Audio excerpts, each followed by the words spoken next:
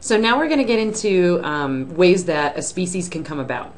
And that process is called speciation. And so what that is the creation of a new species. So the way that we know a new species is formed is because gene flow gets interrupted. So all of a sudden they can't exchange genetic information. And there's going to be two ways that it can happen. You can have what's called anagenesis or cladogenesis. And this is probably easiest if you see a picture of it. So anagenesis is this one on the left, and that's where you have the original population and original species, and that one completely disappears in the fossil record and gets replaced by a new species. So the original one is gone. Cladogenesis is going to be where you have the original species and it's still around, it's just there's a little subgroup that branches off and becomes a new species. So those are two ways that speciation can basically happen. Okay.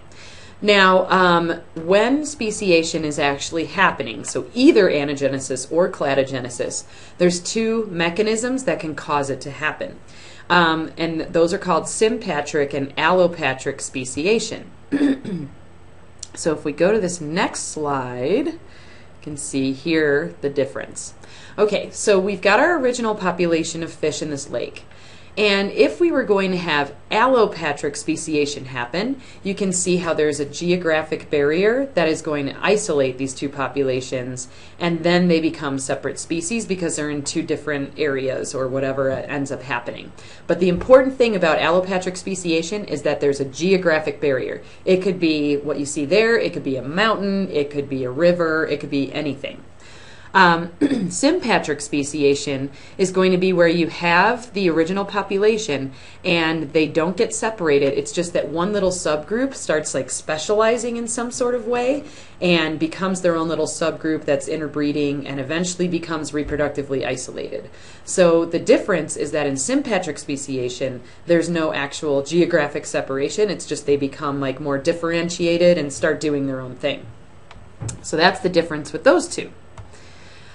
Okay, now what causes this to happen is, in speciation in general, is going to be what's called polyploidy. And that's where you end up having different chromosome numbers. And one of the more interesting studies that I was reading was about how we ended up with the apes, how that actually happened. So we can kind of go through here and take a look at this. So if you look at chromosome numbers, the first thing I want to point out is people always think that the more chromosomes you have, the smarter you are, more intelligent or more advanced you are. And that doesn't necessarily mean anything. There's a species of plant that has like 300 chromosomes. So, I mean, it doesn't really matter. And if you look at these chromosome numbers, you can see how humans have 46, which hopefully you remember from 111. And all these other apes and gorillas are going to have 48. So the question in the study was, what happened to those two chromosomes? Where did they go?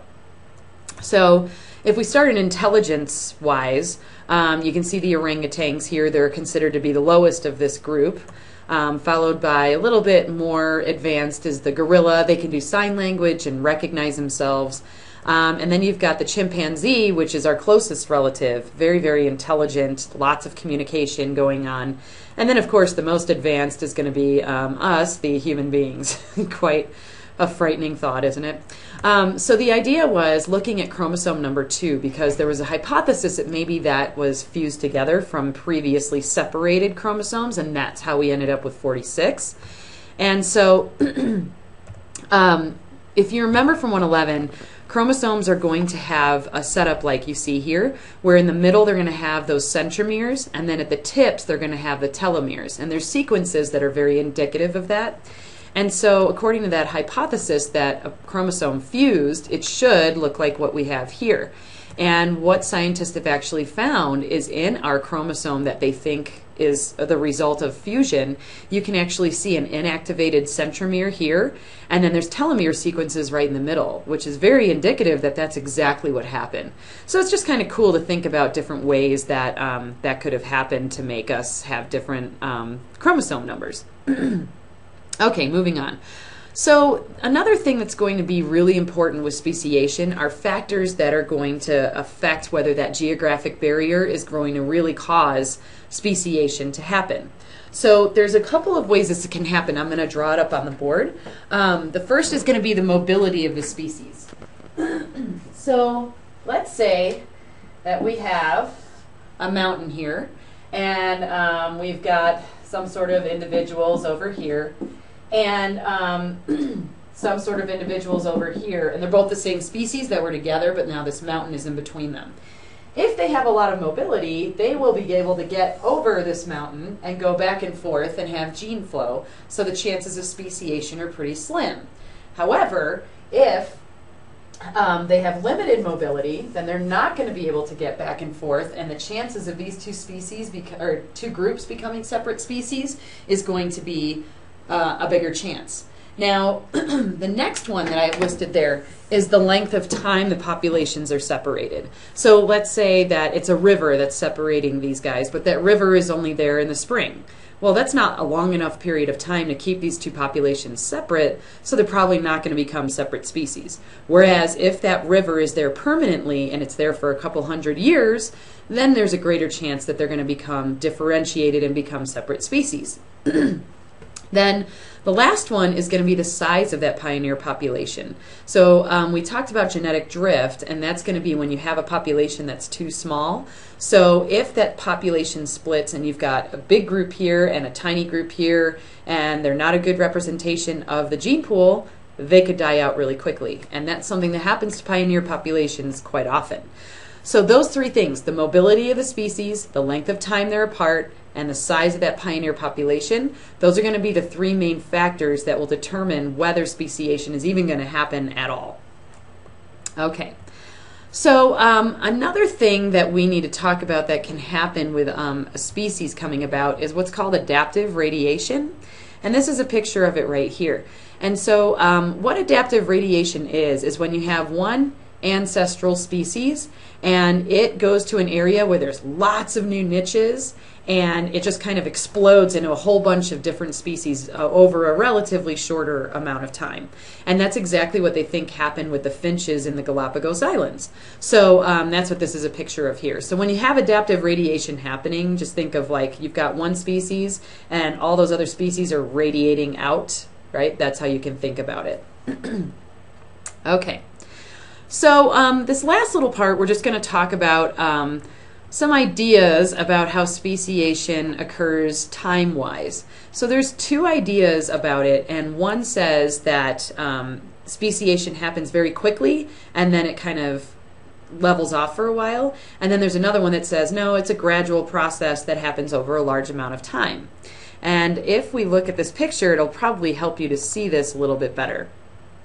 So on the top here, we have what's called punctuated equilibrium, and you can see if time is going to be from left to right, you can see that this speciation episode happened relatively quickly because it's kind of bumping out like that. Whereas if you look at the gradualism idea, it's showing that these species accumulated differences over a long period of time and eventually changed into separate species. And this isn't the best drawing. I can draw it up here on the board. So I'll draw punctuated equilibrium at the top, just like here. And so you usually see it drawn like this. And then gradualism you'll see drawn like this. And so you can see they're showing the basic same idea of the species that arose, but just the one at the top is showing that it happened over a pretty quick amount of time. Okay, and so the last thing I wanted to talk about with these is the fact that we tend to think that gradualism is the way that it works. However, if we look at the fossil record, punctuated equilibrium is actually more widely supported by the fossil record. Now, there's a reason for that, and I've listed them here. A lot of those morphological changes may not have fossilized, right? If you think about the only things that fossilize, it's like teeth, bones, and plant material. Well, there could be, you know, different types of feathers and scales and colors and all sorts of different things that just didn't fossilize well.